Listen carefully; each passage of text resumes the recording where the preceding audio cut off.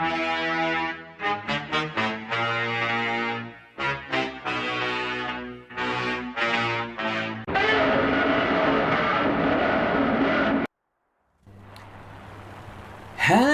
everybody, how's it going? Carl Screezer here, and I hope you're all well and you're having a lovely day all in all.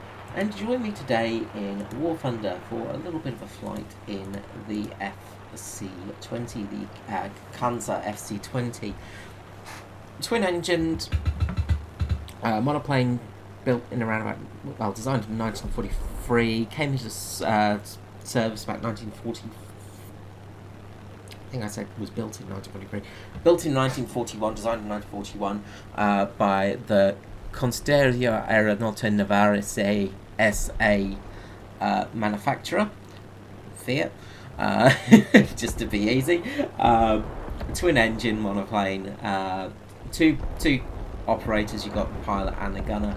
You've got 37mm cannon at the front with twin 12.7mm machine guns, as well as having a 12.7mm machine gun in the back for defensive purposes.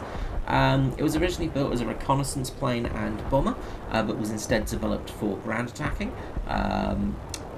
It was a relatively decent plane, all in all. The unmanned reconnaissance plane tended to be quite good. It had a good speed to it and good visibility. The variants with the cannons been pretty good, all in all.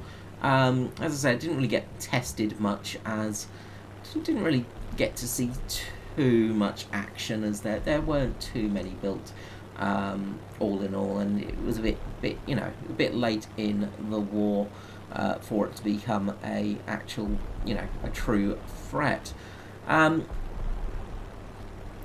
The nose contained a 37mm Breda cannon, as I say, which gave it a nice bit of punch. It could also carry some decent bombs on board as well. The plane had a few different types built too. The main variant was the Bis, which was the short ground attack version, which you have here. You also had the Ter, which had the Fiat A80 engine in it, which was an 18-cylinder engine, which gave it a much better power ratio.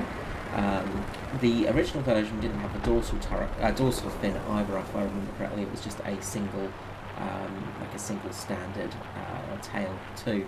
And then finally there was the FC20 Bis 2. The FC20 Portives, which had the Daimler-Benz DB601 inside of it, which would have been the absolute most powerful one.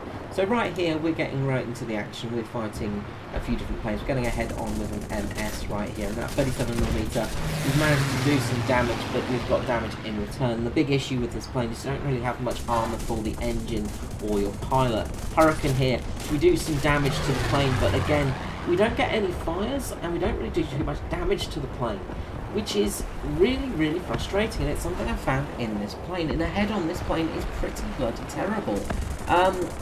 You've got that 37mm gun, which should just ripperoni any plane, especially front on like that. It should just tear up its engine and pilot snipe straight away. Shouldn't be any issue. The 12.7mm machine guns as well should absolutely flipping destroy any enemy plane, because they are very strong machine guns. But again, they don't tend to do much.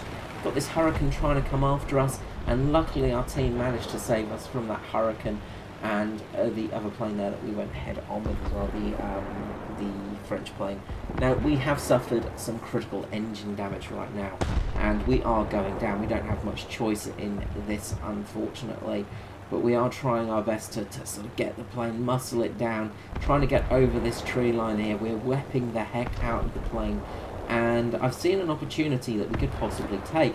So we put the flaps down and get ready for landing, because there are quite a lot of vehicles around here, and we've got quite a few rounds on us still. Well, we've got a big gun on the front, of course, if we can actually get some hits with that on the actual enemy, we can do quite well. But obviously we have the issue now of actually trying to hit things. And again, just speaking about the damage you cause, you can just see there, we're just over-penetrating that truck. We slam on the brakes to try and get the nose down to actually get a kill here with our main guns. It's probably a bit of a mistake, really. I should have just kept the brakes going and actually started moving left so I didn't hit this tree line. Unfortunately, we do tag the tree, and that does ruin our engine. But it puts us in a relatively good position, because now we've got our tail gunner, and we've got a lot of trucks coming through. Now, also, I will just point out as well with this, the terrible hit detection of ground vehicles. As you can see here, we are absolutely tearing apart these ground vehicles. Now, these are the realistic battle versions of them, and therefore they don't have the same damage model as your regular ground forces vehicles. And this is such a big problem, because it's still a problem. It's still a problem. This has been a problem for years, because they don't have the actual, physical model. So you can shoot the vehicle, but unless you hit the exact right spot of the vehicle, you don't actually cause any damage to it. Sorry about my chair there. I always have a tendency to move around and make lots of noise. I'm sorry about the background noise on that one. But you can see the problem here of actually hitting ground vehicles. And this is why it's sometimes quite hard to hit them with rockets or with guns, because they're not actually designed around a true ground vehicle, as in, War Thunder ground forces. You don't have that damage model to them. So when you do hit them, you've got to hit them on you've got to hit them actually on their points of damage, and you can see the vehicle just got past there, not enough movement there. So we're hitting this half track there in the actual centre line. We're hitting it where the crew should be, and of course we just don't do any damage because there are no crew really. There's no crew in it, it's just the vehicle driving around. And you have to basically hit the engine compartment to do any damage. So, despite being in a good position, we are struggling still to actually get hits. Now, if only we hadn't crash landed and destroyed that right engine, because then we could actually move around a little bit. If I didn't tag that tree, I reckon I could have got a couple more kills here. However, luckily, the vehicles are doubling back on us. The HE112 over there is taking that TBD down, which is really, really handy for us. I'm just going to switch to a different camera angle just so we can sort of see what's going on rather than the actual tree line there. So you can see the TBD is getting taken out, and the C202 now has managed to get it, and that looks like that guy's gone down. Now, I would have been down here for anti-aircraft support as well. So, machine gun ready. We start firing again on the truck. We're hitting it, and we finally managed to kill it. It's almost like a hit point based system, and it's the same with naval vehicles in Air RB as well. Is they don't have a damage model to them. They are literally just vehicles with a hit point system, and it's very frustrating because you can't really gauge where to hit them. You can't really get it right, which is, it's something that really needs to be changed. This needs to be fixed in War Thunder. Gaijin, just simply make it so they are actually physical models, so they actually have compartments and are basically the same as ground RB vehicles, because then they would act the same, and you could have that sort of you could have consistency with it. So I think we're going to manage to get one more kill here before the match is over, and we will head to the post-battle screen results.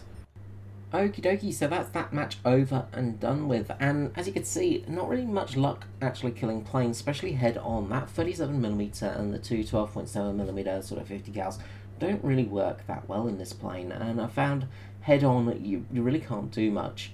I would really recommend using this as a ground pounder rather than anything else, because fighting planes with these things can be quite hard, and you do tend to find that the plane just doesn't seem to do much with its gun. But we did make a ton of Lions and RP from that, as well as awards. So supporting fire, teamwork, soft landing, final blow, thunderer, and of course the best squad.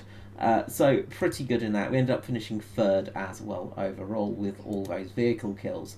That was pretty fun at the end. Let's just spend automatically because I think we've unlocked everything. I think that's almost aced the plane with that.